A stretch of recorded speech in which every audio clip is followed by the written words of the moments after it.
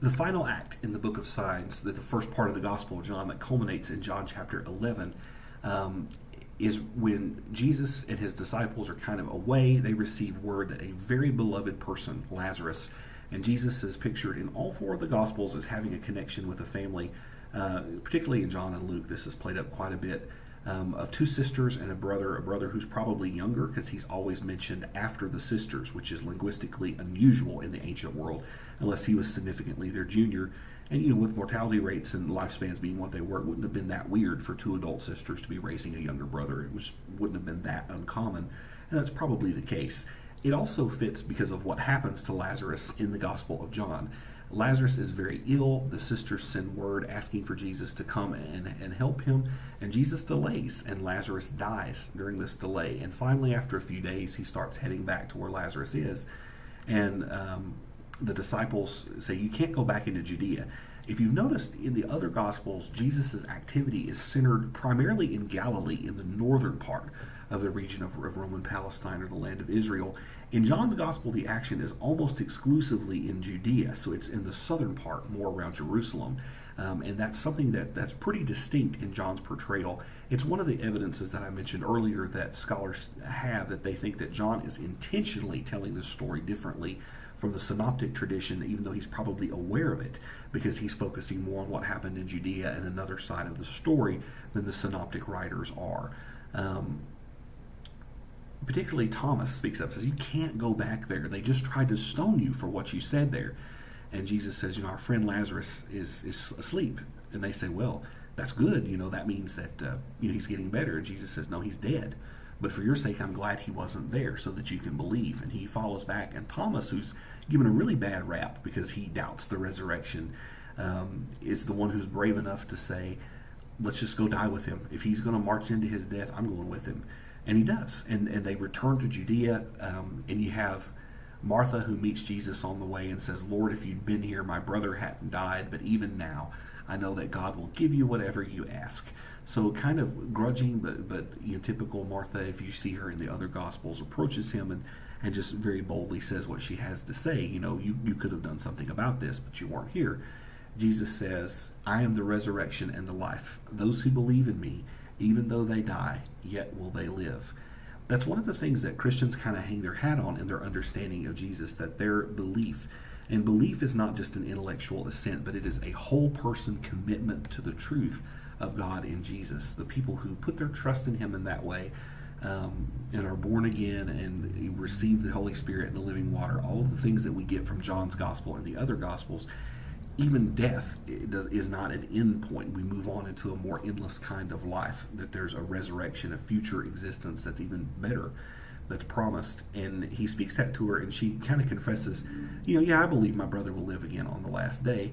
And she kind of misses the point of what Jesus is saying. Where the other sister, Mary, greets him, some of the similar words, "Lord, if you'd been here, my brother wouldn't have died." But she weeps, and Jesus also goes to the tomb and he weeps. The shortest verse in the English Bible is, and Jesus wept. And the particular Greek word for that is he is genuinely moved and he passionately weeps for the loss of his friend and the pain that the people around him are feeling.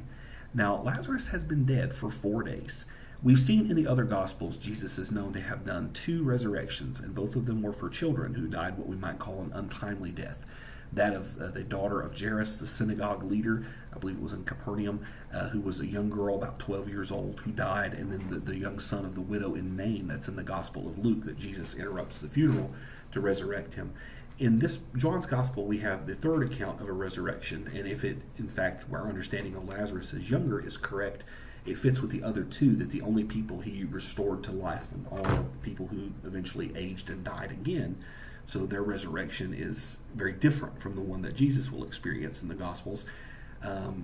It would fit that he's also perhaps a young person who died an untimely death. What is fascinating, though, is that the detail that Jesus says that 4 days have passed. So, of course, decomposition has set in. This corpse is not fresh. He has been laid out. He's starting to decompose. He's starting to rot. And they object when Jesus says, "Let's open up the tombs." They said, he stinketh, in the King James, "The Lord, he stinketh." He's begun to decompose at this point. He's hopelessly dead. There are some Jewish mystical beliefs that the soul kind of was close to the body for about 3 days, but after the fourth day, had begun, it would depart to its eternal home. And there's no hope of resurrection. So he's hopelessly dead. He's beginning to decompose.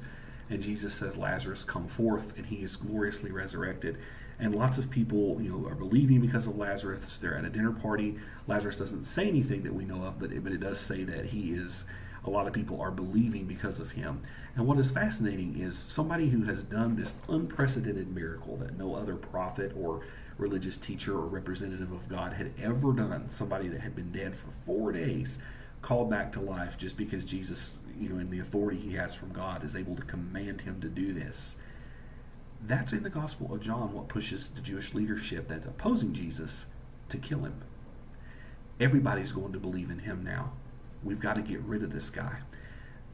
Jesus has, in a sense, in performing the ultimate sign that he is bringing God's resurrection, his new life to people, that even those who die in God are going into hope instead of hopelessness. That's in the Gospel of John, the critical crux that pushes his opponents to really want to make sure that they get rid of this guy. And it also ends the signs. From this point forward in the Gospel, from chapter 12 and 13 on through the end of the Gospel, with the exception of Jesus' own resurrection, there are no further signs or miraculous acts. It all happens just as an account of his suffering and his passion. But this is the thing that pushes it over the edge. If people were teetering on Jesus of where they were, now it's reached critical mass, and Jesus is taking some private time with his disciples in the Gospel from this point forward. And then we have an extended passion, resurrection, and post-resurrection account in the Gospel of John. But this is the ultimate sign. It's one of the I am sayings, and it's the culminating sign in the book that he is called back to life, the hopelessly dead. And that's a symbolic theme that's present throughout the Gospel of Jesus, bringing in the new life and the new hope of God, and pointing to a better reality that's a life after death. So it's something that he's pointing us into.